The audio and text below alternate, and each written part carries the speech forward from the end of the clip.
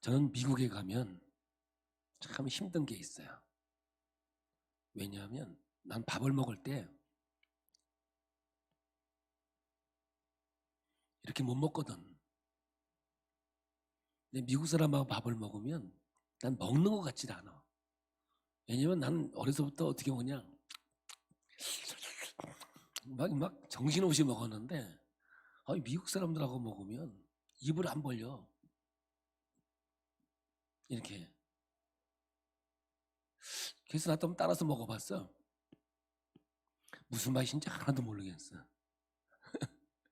그러니까 밥을 먹을 때는 하여간 내 쪼대로 먹어야 맛있고 즐겁지, 이렇게 남들하고 같이 똑같이 하려고 하면 그게 참 쉽지 않더라고요. 말씀은 여러분 들을 귀가 있고 깨달을 마음이 있어야 돼요. 똑같은 말을 한다고 똑같이 듣고 똑같이 깨닫는 게 아니라, 참 사람은 뭐냐면 듣고 싶은 대로 듣고 어? 말하고 싶은 대로 말하더라고요. 그래서 신앙의 가장 중요한 것은 뭐냐면 깨달음이에요. 말씀의 기본을 잘 훈련해서 기독교가 뭔가, 신앙이 뭔가, 이 기초 훈련을 잘해서 기독교는 바로 이런 거구나, 이렇게 깨달아졌을 때 열려지기 시작해요. 근데 열려지는데 그게 뭐냐면 영적으로나 육적으로 열려져요. 근데 어떻게 열리냐? 철저하게 하나님은 나에게 말씀하시는 거지 너에게 주는 게 아니거든요. 오늘도 여러분 이 말씀은 누구한테 주는 거냐? 나에게만 주신 하나님 음성으로 들으셔야 돼요. 첫 번째가 뭐냐? 주여 나는 죄인입니다. 이게 공식이에요. 그래서 누구나 이 세상에서 예수를 믿고 은혜 받고 간증하면 첫 번째 하는 게 뭐냐? 내가 옛날에는 잘 알지 못했는데 내가 예수님을 알고 보니까 내가 죄인인 것을 이제야 깨닫습니다 하고 이 고백이 나와요. 이건 누구나 100명이면 100명 똑같은 공통적인 고백이에요. 또 하나는 뭐냐면 하나님이 나를 이토록 사랑하시는지 내가 이제 알았어요. 나를 위해 죽어주신 예수의 사랑이 오늘 나를 강권하고 주의 길을 인도하시는 하나님의 은혜를 내가 깨달았어요. 이게 신앙의 결론이거든요. 이 말씀이 지난주에 우리가 절대 절망의 자리에서 절대 소망의 자리예요. 베드로가요 예수님을 향해서 뭐라 그랬어요? 힘을 주어서 얘기했어요. 다 예수님을 떠날지라도 나는 결코 예수님을 떠나지 않으리라고. 이걸 우리나라 말로 해석하면 내 목에 칼이 들어와도 예수님은 결코 내가 떠나지 않을 거예요. 예수님, 베드로만 얘기한 것이 아니라 그 제자들도 다 같이 이 베드로와 같이 예수님을 떠나지 않는다고 큰 소리를 쳤어요. 그런데 그 말 떨어지기 무섭게 몇 시간 후에 예수님이 잡혀가게 되고 예수님을 부인하게 되죠. 어디까지 부인하느냐? 예수님을 저주하는 단계까지 가요.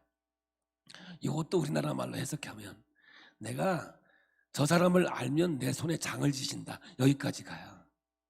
엄청난 단계까지 오르죠. 결국 큰 소리치고 힘줬던 베드로도 예수님을 떠나고 말죠. 그래서 갈릴리로 돌아가서 자기의 본업으로 돌아갔으나 밤새도록 그물을 돌렸지만 고기 한 마리를 못 잡았어요. 그때 예수님이 나타나서 말씀하시고 조반을 차려주시면서 베드로에게 말을 합니다. 시몬아, 너는 나를 사랑하느냐? 이게 물었을 때 이 베드로는 자신 있게 대답을 하지 못하죠. 왜? 자기가 큰 소리 쳤던 때와 예수님을 저주했던 시간에 그 숯불을 펴놓은 장면이 예수님이 심판받던 그 시간에 모닥불을 쬐면서 예수님을 부인했던 그 환경과 너무나 똑같았겠어요. 제가 그때 우스갯소리를 했죠. 생선을 굽지 말고 통닭을 구웠으면 아마 더 크게 회개할 텐데 라는 생각을 제가 했습니다만, 그때 예수님께서 베드로 물어봐요. 시몬아. 베드로가 아니에요. 시몬이죠. 이건 반석이라는 이름으로 바뀌어지기 전에, 네, 시몬아 너는 나를 사랑하느냐. 이걸 똑같이 3번을 물어보죠. 아가페로 물어봐요. 너는 나를 아가페하느냐, 생명을 걸고 나를 사랑하느냐고 물어봤을 때 베드로가 이렇게 말해요. 아시지 않습니까? 그 내용이 뭐라 그랬어요? 주여.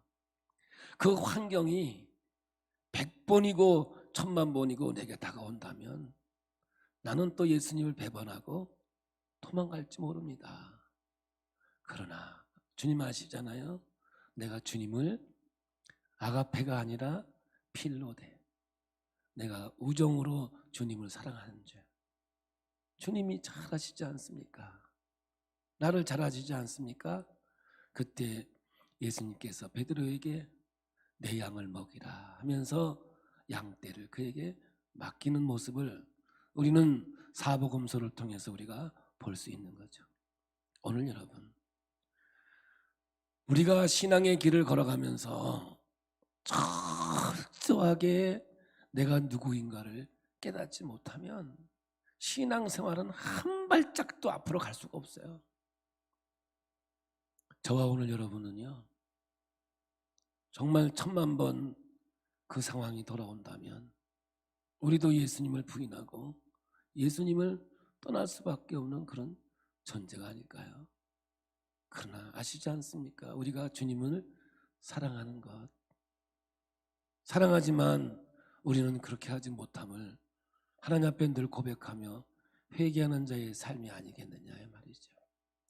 여기에서 이 절대 절망의 자리에 가야만 절대 소망의 자리로 갈 수 있는 거예요. 그러니까 십자가가 살아있어야 돼. 예수님이 죽는 그 자리가 내가 죽는 자리예요. 예수님이 십자가에 죽은 자리는 내 죄로 인하여 죽은 자리에 나도 거기서 죽어지는 자리가 돼야 돼. 그러니까 오늘 여러분, 거듭나지 아니하면 구원은 없는 거예요. 오늘 여러분, 예수 믿는 것이 거듭나야 돼요. 내가 죽어야, 내 자아가 죽어야 거듭난 자로서 예수를 믿고 주의 길을 걸어가는 것이지, 내가 살아있는 동안에는 절대로 여러분 주의 길을 갈 수가 없는 거예요. 여기에는 신앙의 연륜도 다르고 신앙의 성숙도도 다르죠. 성장한 그리스도인이 있는가 하면 그렇지 못한 자도 있고, 교회에 처음 나와서 기독교가 뭔지 모르는 단계에 있는 사람들도 있어요. 그러나 여러분, 신앙은 분명한 거예요. 믿음이라고 하는 것은 말씀 위에 세워진 신앙이어야 되지, 말씀이 없는 신앙은 결코 주의 길을 걸어갈 수가 없는 거잖아요. 그래서 여러분, 그 순전한 나도 옥합을 깨트린 이 여인의 행위는 율법적으로 봤을 때는 허비한 인생이죠.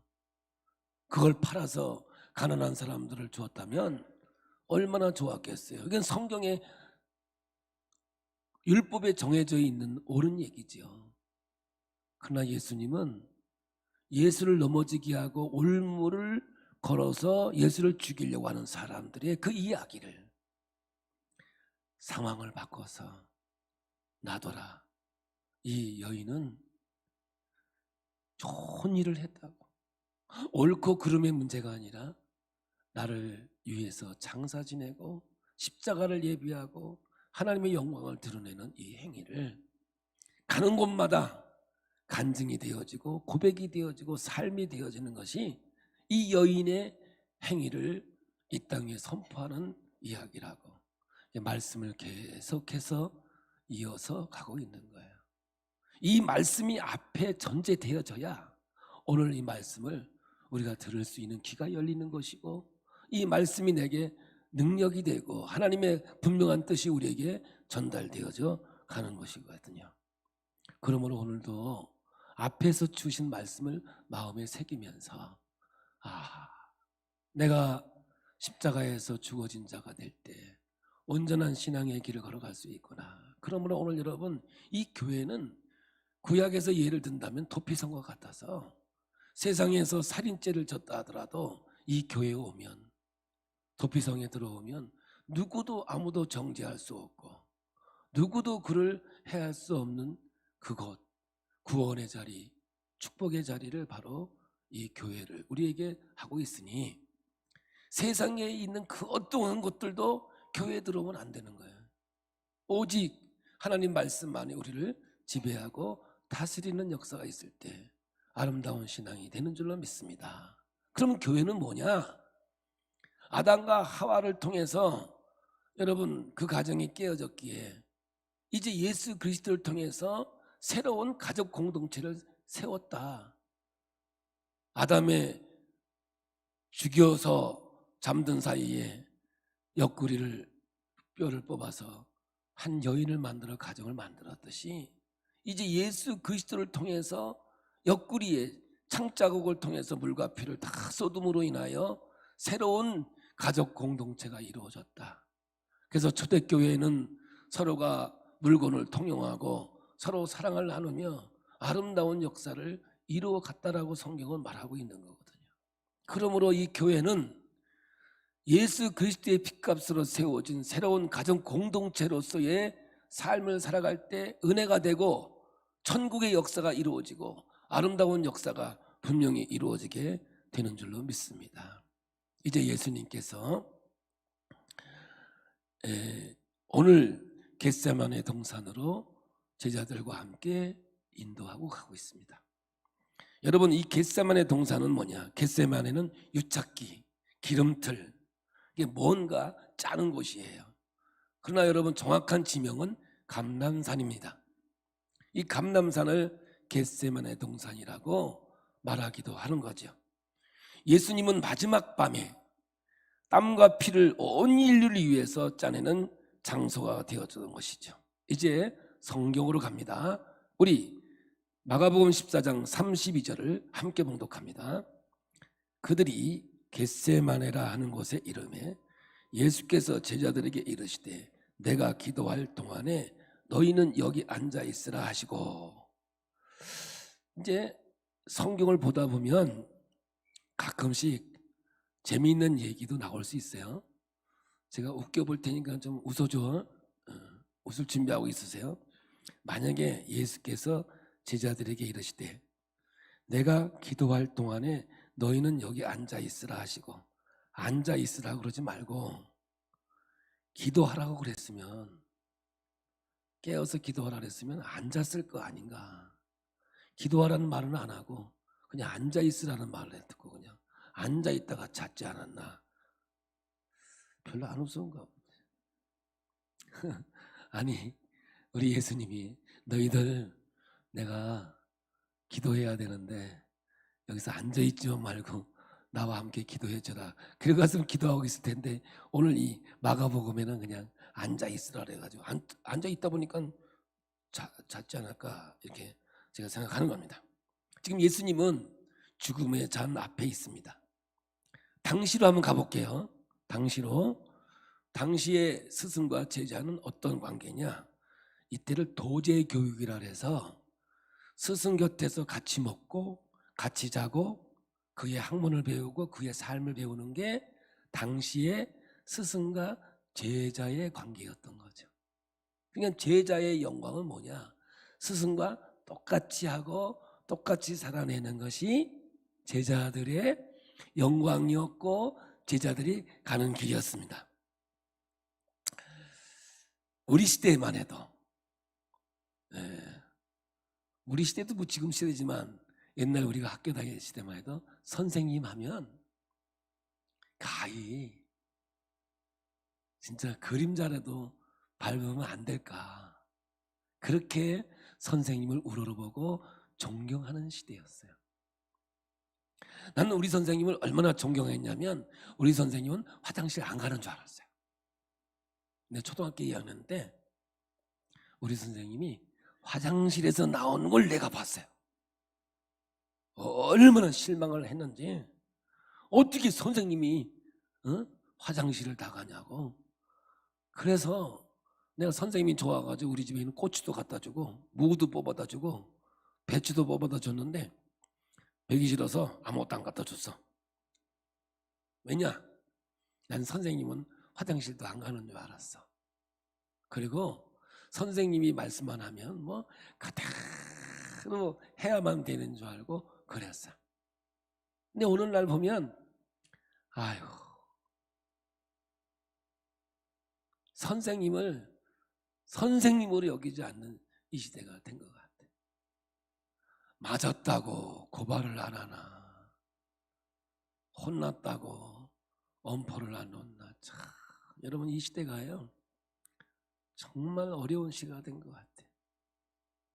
그건 관두고 예수님 당시의 제자의 관계는 남는 겁니다.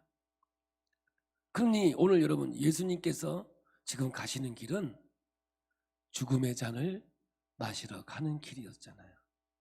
그러면 제자들이 이 스승의 참 제자라면 어떻게 해야 되겠어요? 예수님이 가는 길을 따라가야 되는 거 아니겠어요? 그것이 제자들의 삶이 아니겠어요? 당연히 제자들의 목적과 자랑은 뭐냐? 예수님과 함께 죽음의 잔을 마시는 거였어요. 여기에 제자들의 혼선이 일어나는 거예요.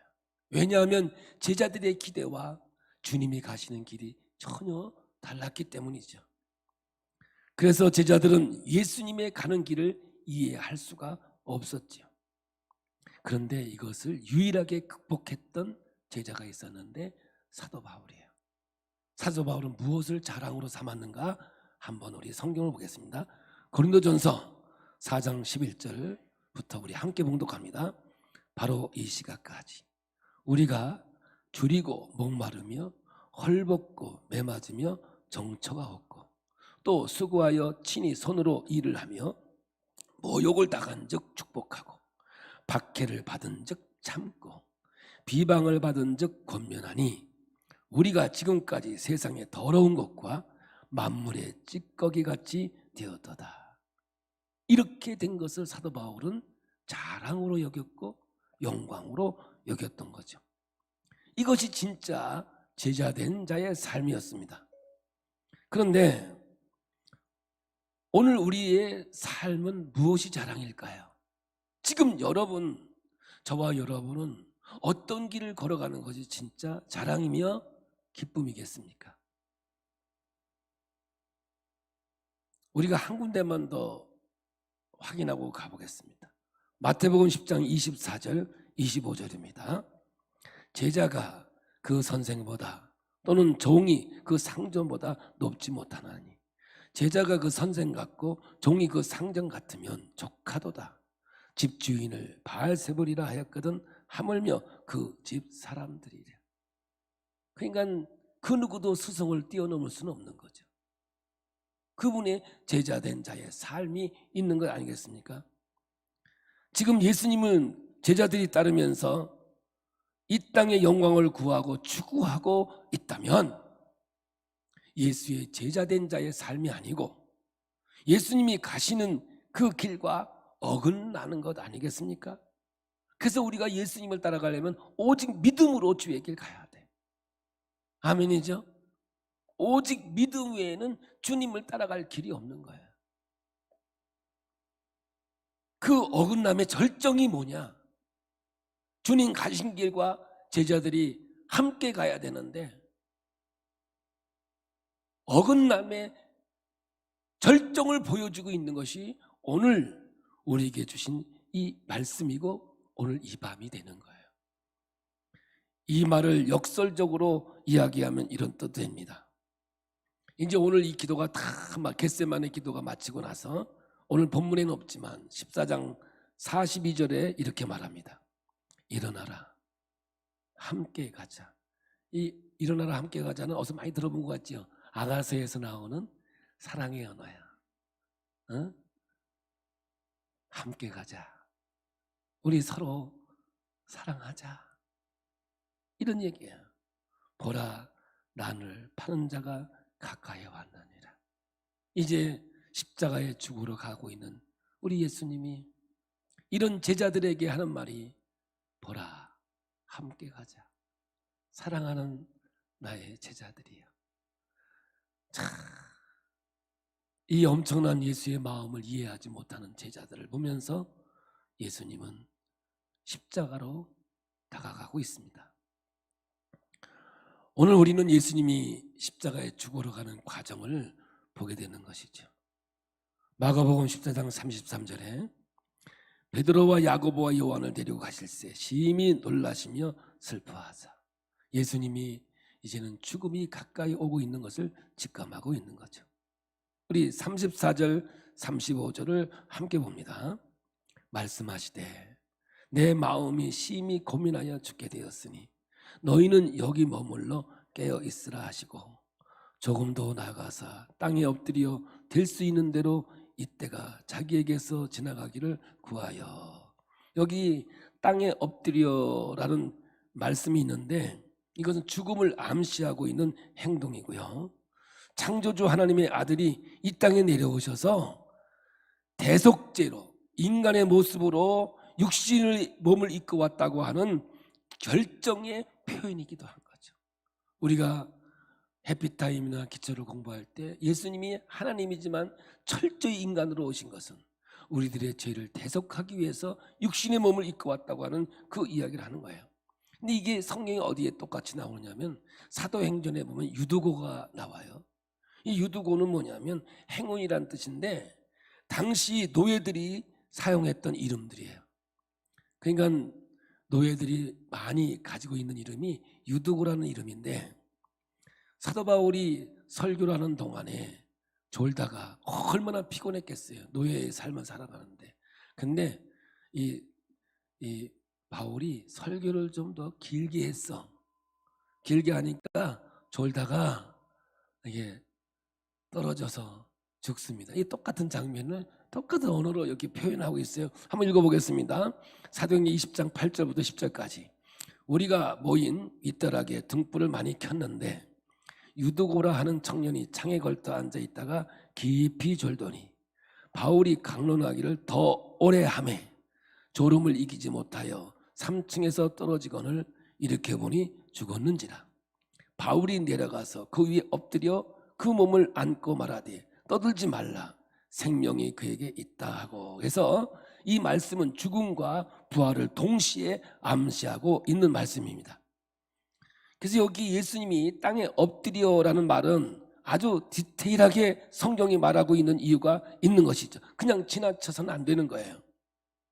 우리 다시 한번 성경을 보겠습니다. 34절 35절 말씀하시되 내 마음이 심히 고민하여 죽게 되었으니 너희는 여기 머물라 깨어 있으라 하시고 조금 나가서 땅에 엎드려 될 수 있는 대로 이때가 자기에게서 지나가기를 구하여.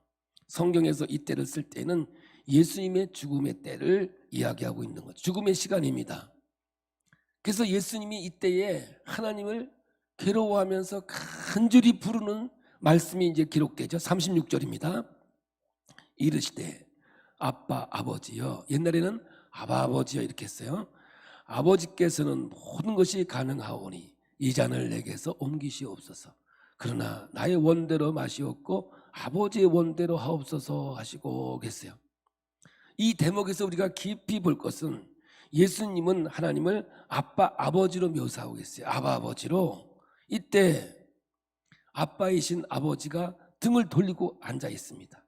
그 아들의 간절한 부르짖음의 소리를 들었음에도 불구하고 등을 돌리고 있을 때 아마 인간적인 가슴을 가지고 있다면 갈기갈기 찢어졌을 거예요.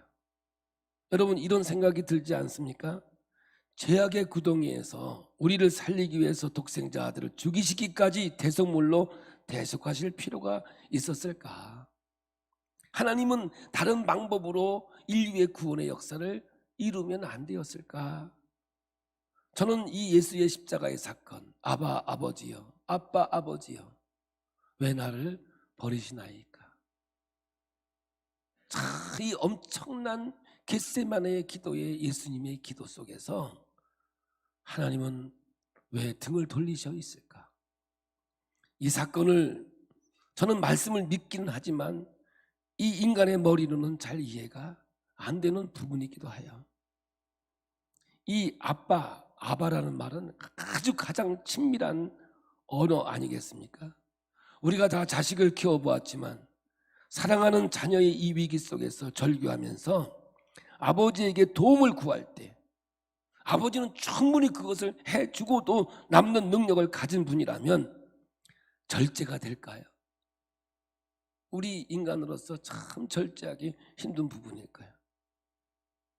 그래서 우리는 더 이해가 안 될 때가 참 많습니다. 참 안타까운 얘기죠. 그러면서 이제 우리는 이 성경을 한 번 더 읽으면서 예수님의 그 깊은 뜻으로 이제 여러분들을 인도하고자 합니다. 36절입니다. 이르시되 아버지여, 아버지께서는 모든 것이 가능하오니 이 잔을 내게서 옮기시옵소서. 그러나 나의 원대로 마시옵고 아버지의 원대로 하옵소서 하시고. 여러분, 이 장면이 구약에서 아브라함과 이삭의 관계를 한번 생각해 보십시오. 아브라함이 100세에 얻은 아들을, 독생자 아들을 하나님께서 찾아오셔서 아브라함아, 네 아들 이삭을 모리의 산에서 약 번제로 제물로 바쳐라 라고 명령을 하십니다. 하나님이 아브라함에게 약속이 뭔지 아십니까? 내 후손을 통해서 민족을 이루겠다는 거예요. 하늘의 별처럼 바닷가의 모래처럼 너의 자녀를 풍성하게 줘서 민족을 이루겠다는 거예요. 근데 아브라함은 이 약속을 믿었습니다.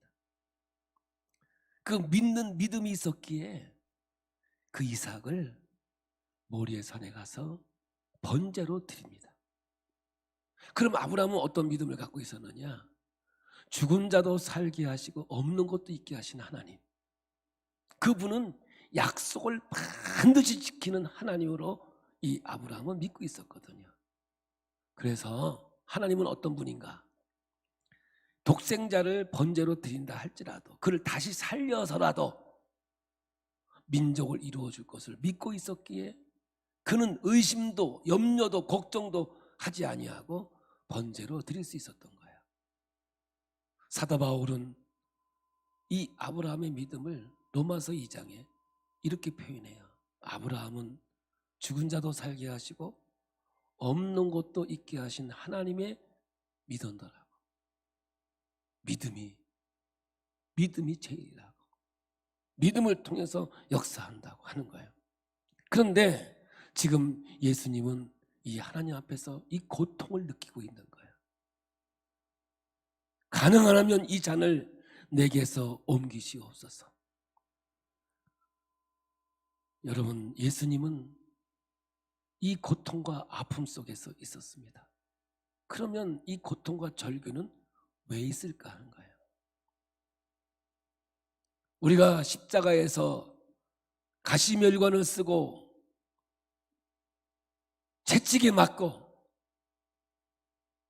못 3개의 양손이 십자가에 못 박고 발에 못이 박히는 그 고통, 그 아픔을 예수님께서 하나님 앞에 이 고통, 이 아픔을 이야기하는 게 아니에요.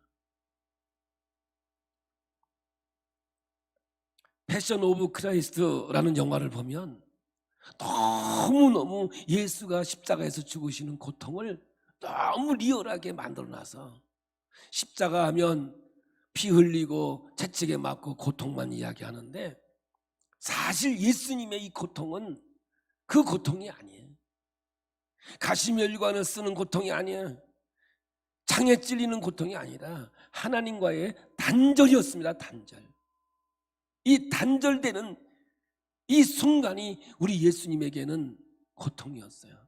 뭐예요? 사랑하는 하나님, 아버지, 아버지와 단절되는 그 순간이에요.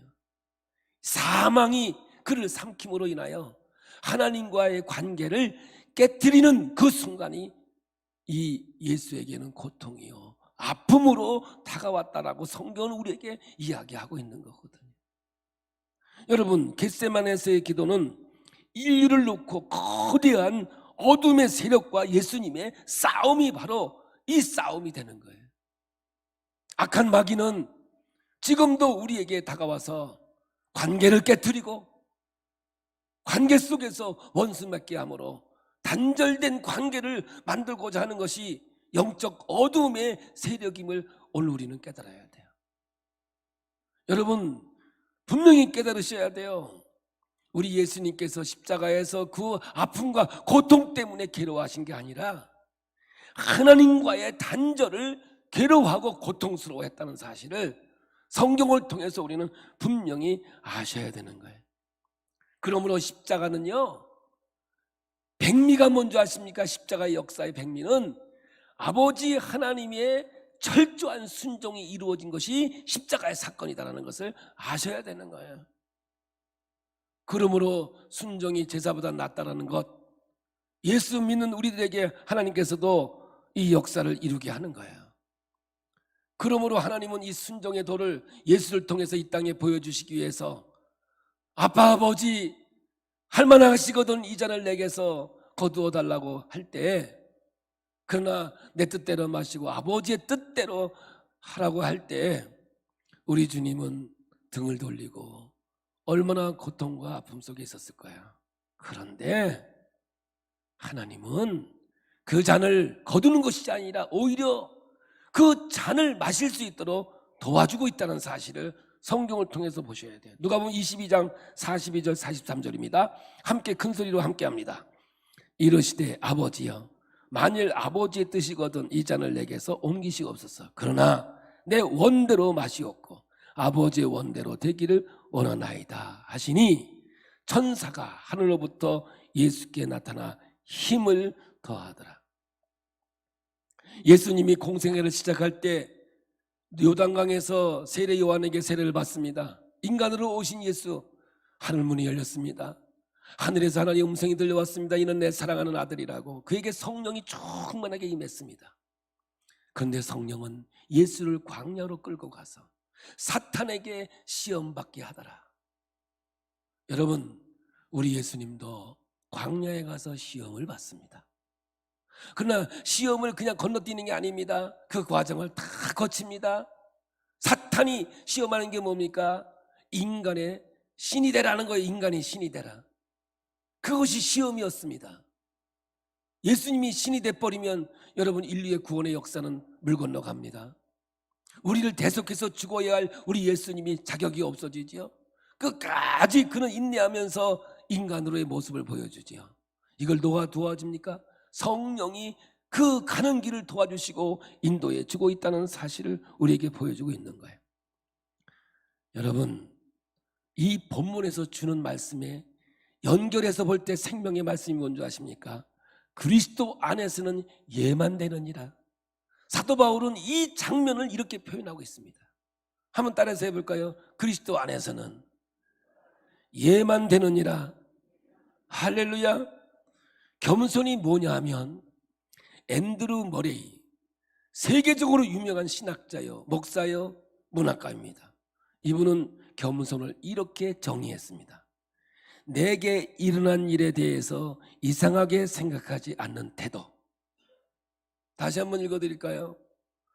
내게 일어난 일에 대해서 이상하게 생각하지 않은 태도, 이것이 겸손이에요.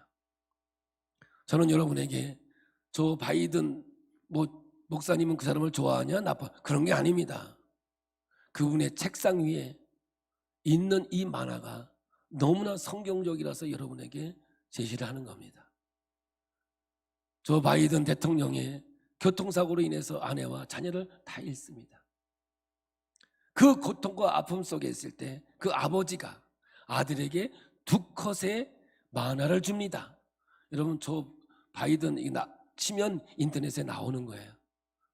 그 그림을 한번, 첫 번째 그림을 보여주겠습니다.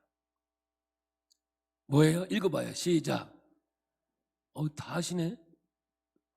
천둥을 칩니다. 번개가 칩니다. 내 인생의 고통이 다가옵니다. 하늘을 향해서 외칩니다. 왜 나에게 이런 일이 벌어집니까?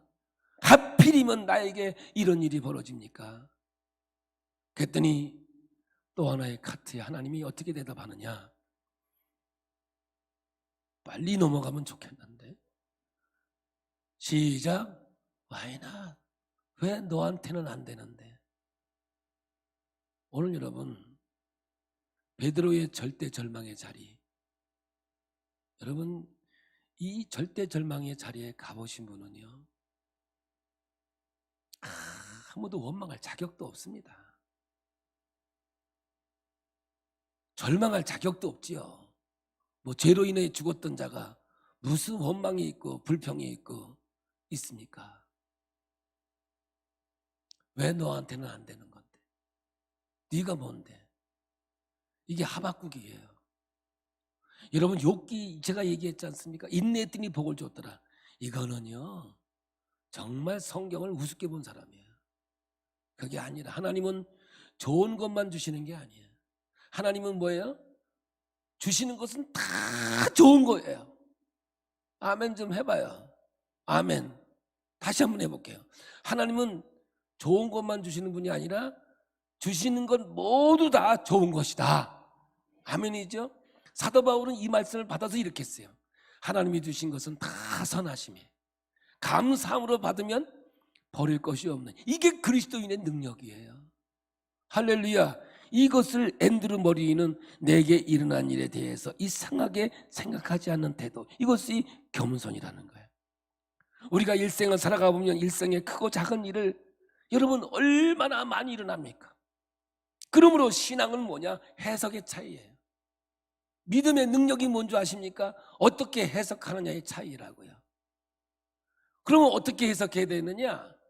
일생 동안 배워서 우리가 깨달아야 될 것이 있다면 하나님의 주권 아래에서 내가 모든 것을 해석하는 능력이 되어야, 그것이 하나님이 기뻐 받으시는 믿음의 자녀요, 온전한 하나님의 백성의 삶을 살아갈 수 있는 거예요. 할렐루야. 지금 우리 예수님께서는 십자가에서 죽는 그 고통이, 아픔이 지금 이 기도 속에 있는 아픔과 고통이 아니라니까. 하나님과의 단절이야. 어둠의 영에 잠깐 동안 상징받은 그 단절이 고통이고 아픔이었다고 오늘 이 겟세마네 동산에서 하는 기도가 바로 이 이야기라는 거예요. 그러므로 오늘 여러분, 저와 오늘 여러분이 신앙의 길을 걸어가면서 믿음의 해석은 하나님의 주권 아래에서 해석해야지, 하나님의 주권을 떠난 데에서 해석하면 그것은 윤리요 도덕이지 신앙이라고 볼 수 없는 겁니다. 그러므로 여러분, 십자가에서 나타난 가장 중요한 포인트는 하나님에게 철저하게 순종하시는 예수님의 모습을 이야기하는 거예요. 예수님이 이렇게 겟세마네 동산에서 처절하게 부르짖는 이유는 물리적인 고통이 아니라 하나님과의 단절 때문이라고 성경은 말하고 있는 거예요. 마저 보겠습니다. 37절. 돌아오사 제자들이 자는 것을 보시고 베드로에게 말씀하시되 시몬아 자느냐? 내가 1시간도 깨어 있을 수 없더냐? 시몬은 예수님을 만나기 전의 이름이었습니다. 예수님은 베드로가 실패했을 때 그의 옛 이름인 시몬으로 부르십니다. 이것은 이미 예견되어졌던 예수님의 큰 그림이었어요. 요한복음 1장 42절입니다.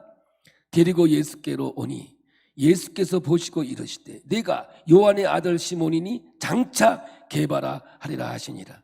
그러니 시몬은 죽어야 게바라고 하는 반석의 이름이 이루어지게 되는 거예요.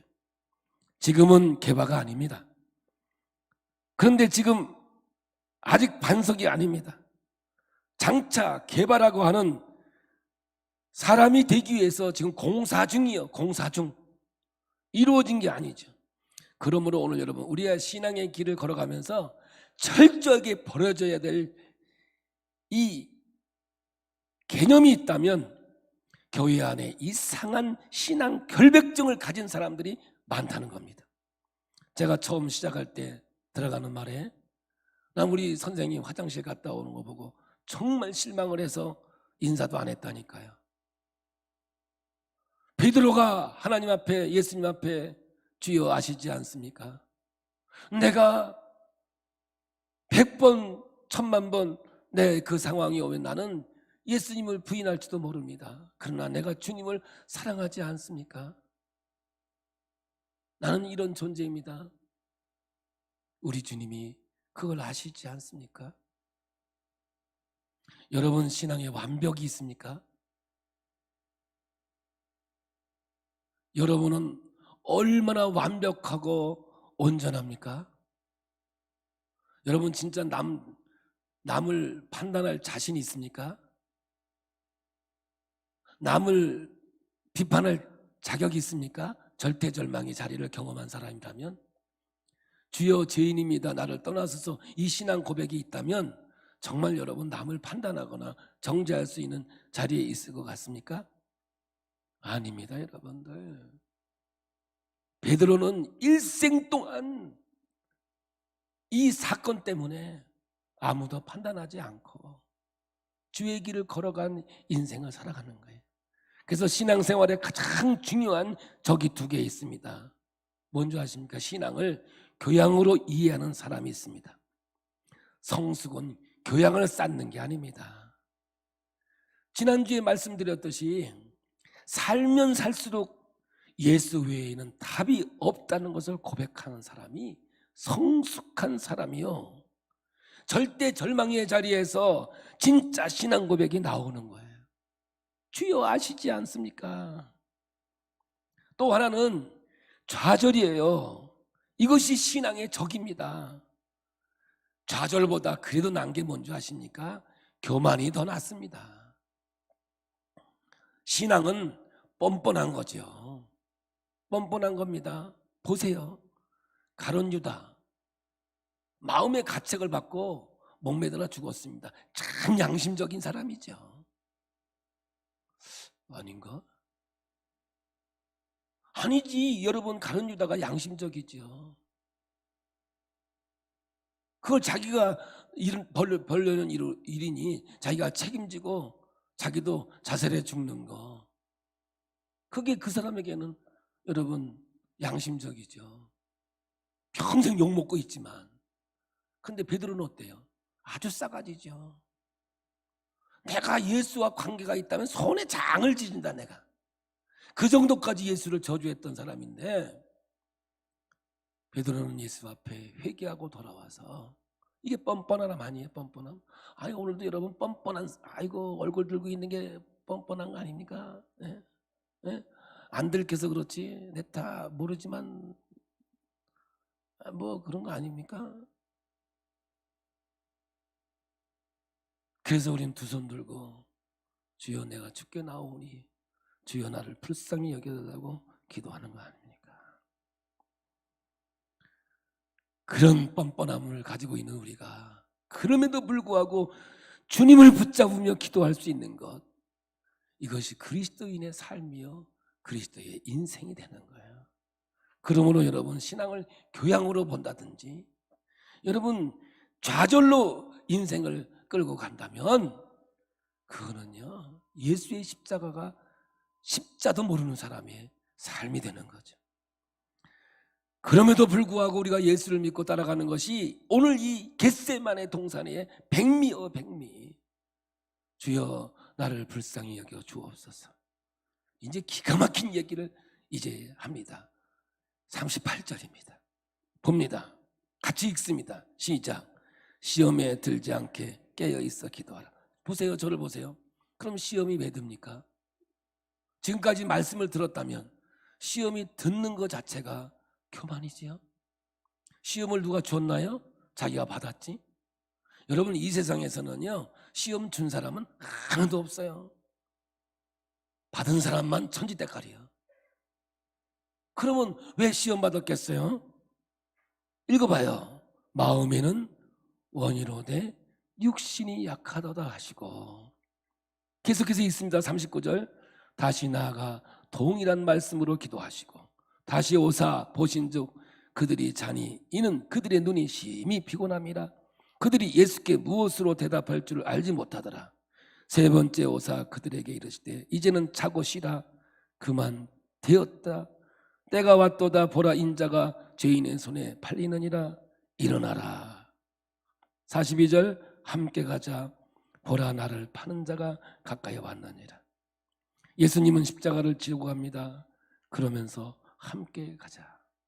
언젠가는 너희들이 내 뒤를 따라 이 길을 가게 될 것이다. 오늘 우리 주님은 우리에게 이 생명의 말씀을 주시는 거예요. 사랑하는 성도 여러분, 주님 부르는 그날까지 주님이 지어주신 십자가를 내려놔서는 안 됩니다. 인생의 문제가 아닙니다. 문제를 문제로 보는 게 문제죠. 되게 많이 나오네. 여러분, 어떻게 절대자, 전능자 앞에서 해석하느냐에 이것이 신앙이고 하나님이 원하시는 이 땅의 믿음의 삶이 되는 거예요. 제자들은 그제서야 깨어납니다. 우리는 다 잠들어 죽어 있었던 자들입니다. 죽은 자에게 깨어나라 하면 깨어날 수가 있겠습니까? 이 말은 구원론이죠. 우리에게 하나님은 구원해 주시고 이 길을 가게 하시는 거죠. 이러한 제자들, 참 말도 안 되는 이러한 제자들, 예수님을 버리고 다 도망갔던 이 제자들 예수님이 찾아오셔서 다시금 그들을 거듭나게 하셔서 결국에는 주님 가신 그 길을 따라오게 하는, 가게 하시는 스승과 제자의 삶이 완전히 회복되는 그 자리까지 가게 되리라 믿습니다. 오늘도 마찬가지입니다. 우리를 예수님께서 구원하셔서 하나님의 자녀 삼으시고 함께 이 길을 가자고 말씀하십니다. 지금은 부족하고 연약할지 모르지만, 자꾸 넘어지고 쓰러질지 모르지만 언젠가 주님이 주시는 그 말씀에서 내가 온전한 길을 걸어가게 될 것이고, 주님 가신 그 길, 십자가의 그 길, 고통과 아픔이 있는 그 길, 우리는 능히 이루어가게 될 줄로 믿습니다. 주님 가신 그 길, 십자가의 그 길을 오늘도 우리는 가면서 넘어지고 쓰러진 우리 인생 속에 주님의 신 은혜 안에서 하나님의 영광을 누리는 우리 모두가 되기를 예수의 이름으로 축복합니다. 겟세마네의 기도, 이 짜고 짜면서 기도했던 우리 예수님의 이 모습들이 오늘 우리가 보고 배워야 할 주의 길임을 알게 하시고 하나님의 영광이 우리 모두에게 함께 할 줄로 믿습니다.